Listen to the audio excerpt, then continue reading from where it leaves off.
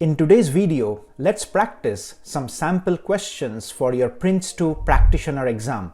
Hi, I am Ray and I'm an authorized trainer for PRINCE2 certification, and I have helped many aspiring project managers in their careers to become certified project managers.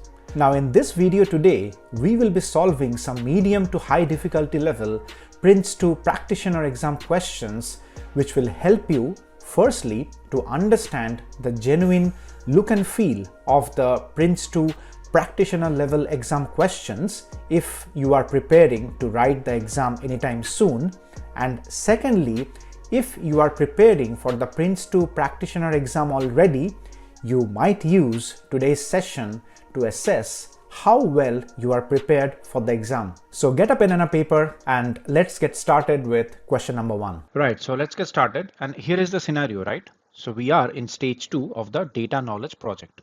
A work package has been assigned to the development division to produce something called the time recording application prototype.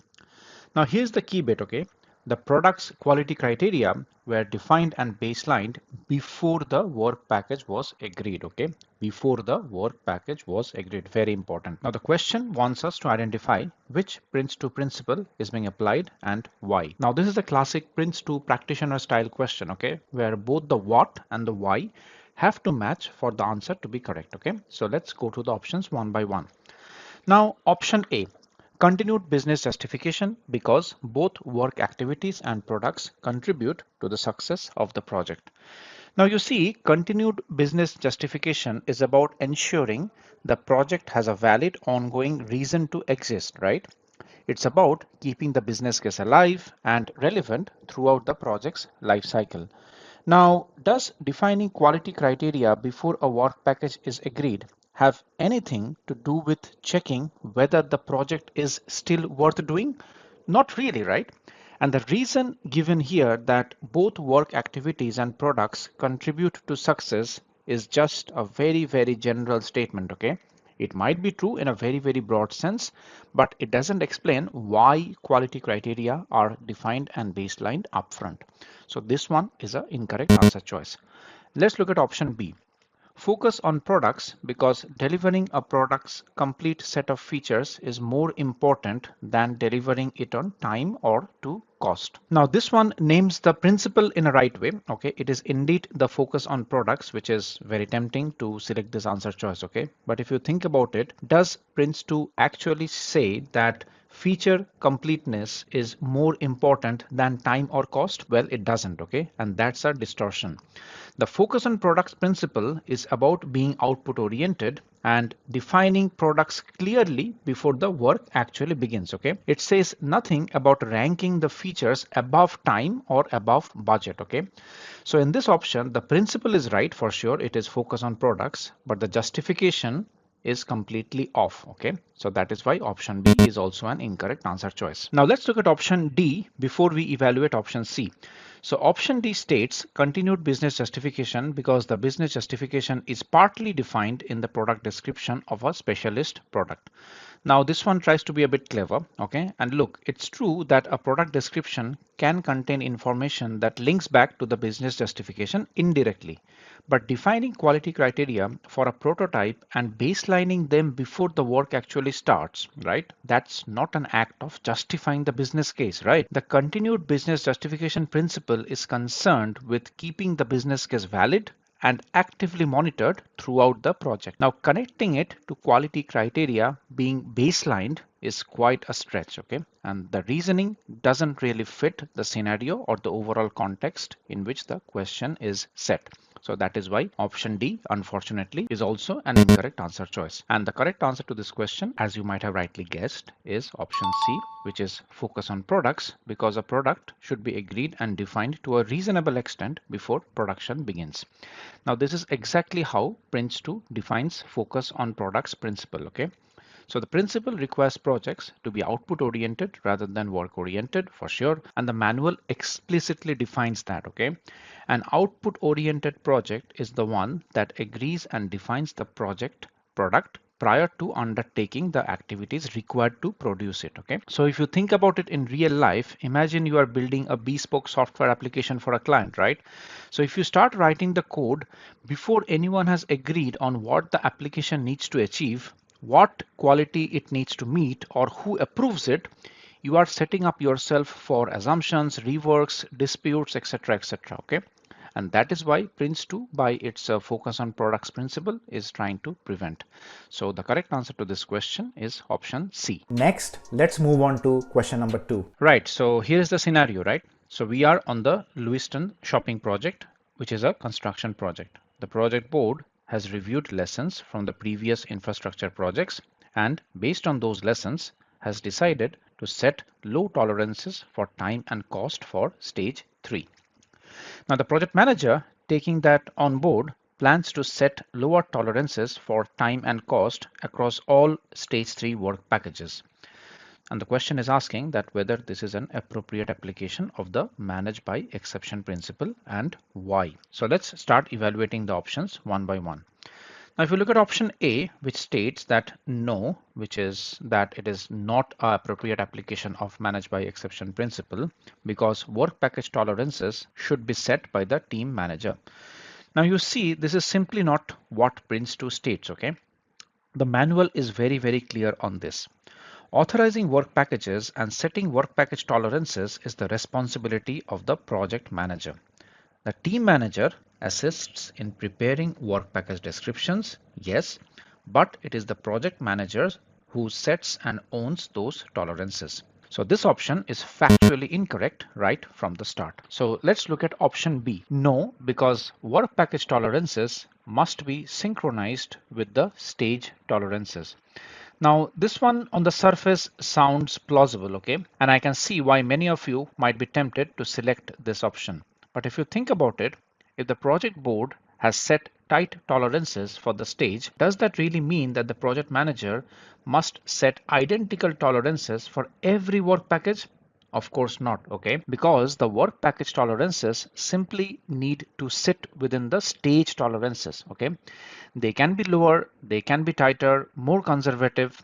In the end, it should add up to the stage tolerance. In fact, if you have led Prince2 projects by yourself, you might have seen that setting the work package level tolerances lower and more constrained is perfectly sensible and a very common approach where the project manager actually mitigates the risk of actually exceeding those tolerances at a stage level by monitoring the work package levels much more closely and conservatively. Okay, so there is no Prince2 rule basically that says work package tolerances must mirror or match the stage tolerances exactly. Okay, and ideally it shouldn't as well. Okay, so that is why this option is also incorrect. Now let's look at option D, which says that yes, this is an appropriate application for the manage by exception principle because the project manager with support from the team manager should set tolerances equally for all work packages in a stage. Okay, now this answer is half correct, okay, because the yes part is a step in the right direction, but the reasoning is completely incorrect, okay, because setting tolerances equally for all work packages does not make any sense as we have discussed while we were discussing option B, right? So if you think about a real construction project, some work packages carry more risks than others, right? So for example, groundworks are far less predictable than fitting out the interiors, okay, or doing the interior designing, okay? So why would you apply the same tolerances to both the processes or both the tasks? So Prince2 gives the project manager the flexibility to set appropriate tolerances per work package based on the context, based on the risk, and based on the complexity. Okay, and that is why option D is an incorrect answer choice. So the correct answer to this question is option C, which is yes, because setting appropriate tolerances for the work packages during a stage will help to keep that stage within tolerances. And this is exactly how should think about it in a complete logical sense. Because the project board has flagged that stage 3, which is the construction stage, needs to be kept under tight control based on the lessons from previous projects. Fair enough. So what does the project manager do? set tighter work package tolerances within that stage, right? And why do they do it? Because the work packages collectively make up the stage. So you add work package on work package on work package on work package to cumulatively arrive at all the work packages that the stage on a whole needs to deliver. So if individual work packages is managed with tighter limits, the stage as a whole is far more likely to stay within its own tolerances. So the correct answer to this question is option C. I hope you are enjoying the session, right?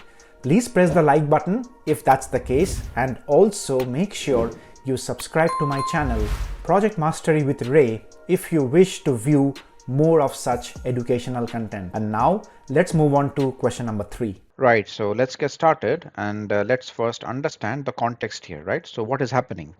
So FindDef has a program office that manages and continuously improves a standard procedure for developing and testing cybersecurity products. So this procedure is regularly updated with learn from experience across the organization. Now, during the starting up a project process for a new product development project, the program office hands the project manager with the latest version of this procedure. And the question asks which Prince2 principle is being applied here and why. Very important. So before we jump into evaluating the options, you need to pay attention to the timing here, right? So this is happening at the very start of the project, which is during starting up the project process. And that exact detail matters a lot, as we'll see while we evaluate the answer options. So let's look at option A. Learn from experience. Fair enough, because this project also provides feedback for future projects. Now you see the principle is right, okay, but the reasoning is incorrect, because yes, Prince2 does say that as a project closes, the team should share insights and feed lessons forward to the future projects. Now that's absolutely true. But look at the scenario again. What is being described here is something happening at the start of the project, right? Not at the end. Very, very important. The project manager is receiving a procedure that has already been informed by past experience. So the reasoning given in option A is about something that might happen later, not what is actually being described now. So in this option, the principle is right, but the reasoning is incorrect. So that is why option A is an incorrect answer choice. Let's look at option C, manage by stages, because the development models are used to plan projects. Now this one really doesn't fit, okay? Because manage by stages is about dividing a project into defined stages with stop-go decision points, right? So the project board can maintain control and ensure continued business justification before authorizing each next stage. And that is the overall premise of the manage by stages principle. So using a development procedure to support planning has nothing to do with that, okay? The fact that a model or a procedure can inform planning is not the same as managing a project in its stages, right? It's a complete anomaly. And that is why option C is also incorrect. Let's look at option D. Manage by stages, because this is a duty of the project office to provide this kind of information. Now, really think about it, right? Because even if we accepted that the project office has a duty to provide information, how does that connect to the manage by stages? It simply does not, okay? Because manage by stages is a governance principle about controlled progression through a project's life cycle. The role of a program or a project office in sharing information is a support function, okay? There is no logical link between the two. So that is why option D is also incorrect. So the correct answer to this question is option B, which is learn from experience, because lessons from previous similar projects are included in the standard course development model. Now, this is really spot on, because Prince2 is very, very clear that when starting a project, previous or similar projects should be reviewed to identify lessons that can be reapplied.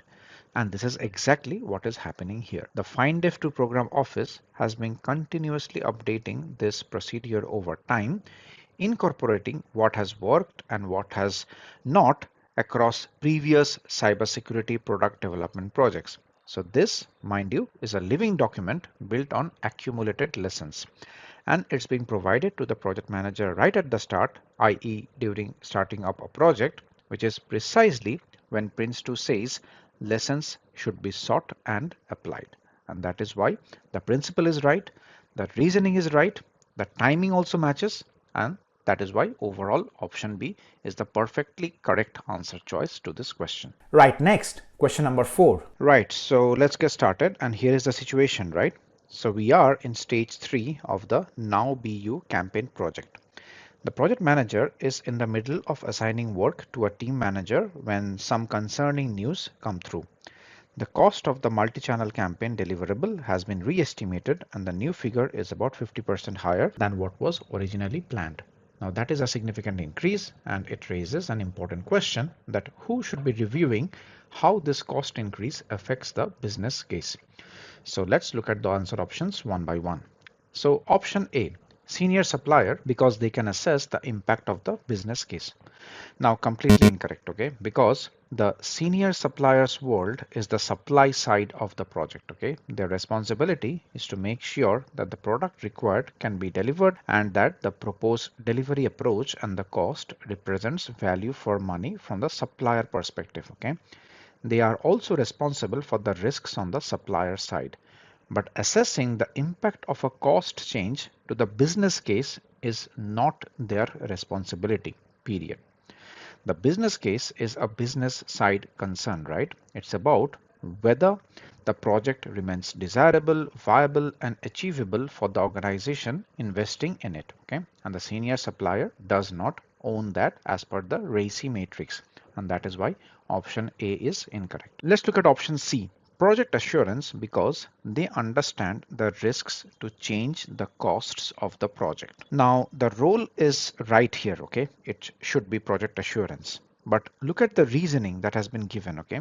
It is saying that project assurance should be involved because they understand the risks of changing costs. Fair enough. Now project assurance does have a role in risk oversight, but that is not why they review the impact of changes on the business case, okay? And you need to understand this very, very carefully. The reason given here is too narrow and frankly is a bit vague as well, okay? Because the real reason is much more specific than just saying that, okay, they understand the risks, okay? Because someone can argue that, okay, the executive understands the risk as well, the project manager understands the risks as well, okay? Then why project assurance, okay? Because Prince2 gives project assurance a very clear and direct responsibility in this area of evaluating the impact of any change to the original business case, and option C is not able to meet that responsibility provided to project assurance as per a typical Prince2 project, and that is why option C is incorrect. Let's look at option D. Senior supplier, as they are responsible to provide the lowest costs to keep the project in budget. Now really think about it, Prince2 does not say that senior supplier is responsible for providing the lowest costs, right? That is not a role responsibility, and that sounds more like a procurement negotiation position, right? Because the senior supplier confirms that the products can be delivered within the expected costs and that the proposed solution is viable. And again, the motto of a project is not to deliver the project at the lowest possible cost, right? The motto of the project is to deliver a project at the best possible value, okay? And you need to understand that as a project manager. And that is why this option is simply not grounded to the Prince2 framework, and that is why option D is also incorrect. And as many of you, I hope you have rightly chosen that option B is the correct answer choice to this question. Project assurance, because they should be involved in assessing the impact of changes on the business case. And this is exactly how Prince2 defines the role of project assurance. The responsibilities of project assurance include reviewing the impact assessment of potential changes on the business case and the project plan, monitoring changes to the project plan to identify any impact on the needs of the business case or the business, and monitoring the project finance on behalf of the business. And for all those reasons, option B really fits in the overall landscape on how this context has been set as part of this question, and that is why option B is the correct answer to this question. And finally, question number 5. I hope you are taking notes because I'm sure that you are at least learning something new as part of your PRINCE2 exam preparation as part of today's session. Right, so here is the scenario, right? During a benefits review meeting, someone advises the project manager that the benefits of the new time recording application are going to come in about 10% lower than originally estimated at the start of the project. And the question is asking that which role would normally be the one providing that kind of an advice to the project manager. So let's try to evaluate the options one by one. Option A, executive. Now this is an incorrect answer choice because you see the executive is ultimately accountable for the business case and for making sure that the project remains desirable, viable and achievable, right? So they oversee whether the investment is worthwhile. But do they personally sit in a benefits review and report back to the project manager on how the benefits are tracking? Really not, right? That is not their operational responsibility. The executive sets the framework and approves the things which are being executed or which are being planned by the senior user, or let's say the project manager or the team manager.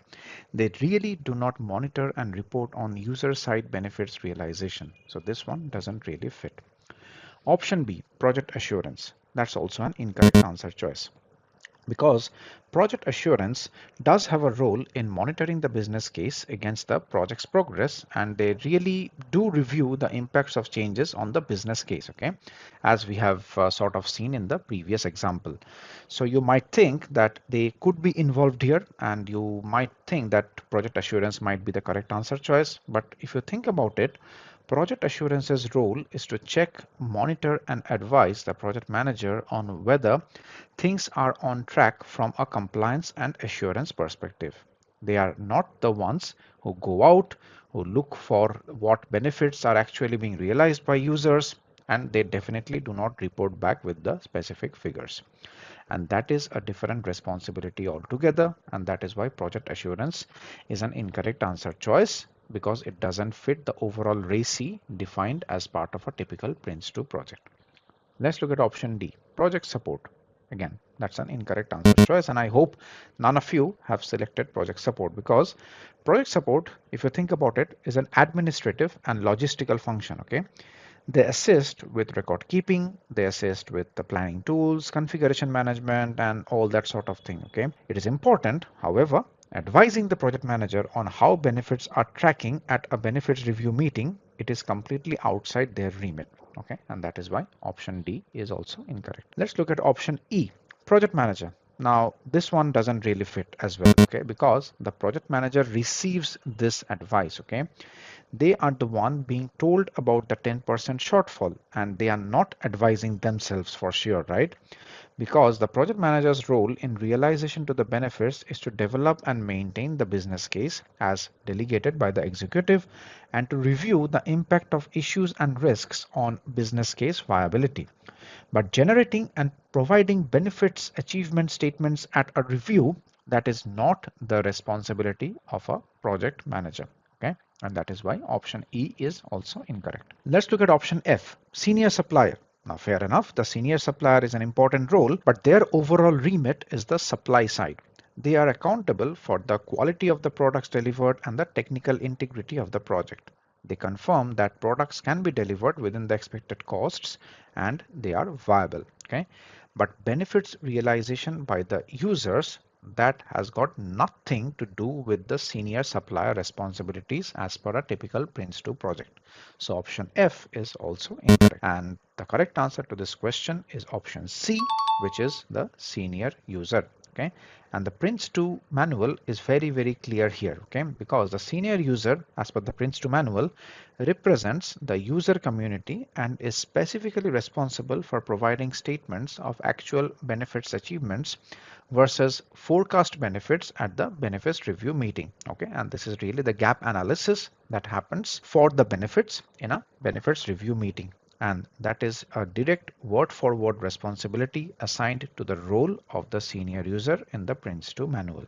And the correct answer for all those reasons, as we have discussed, is option C, because the senior user is the one who brings these kind of informations to the expected changes in the baseline benefits during a benefits review meeting and advises the project manager accordingly. I hope you found the session helpful.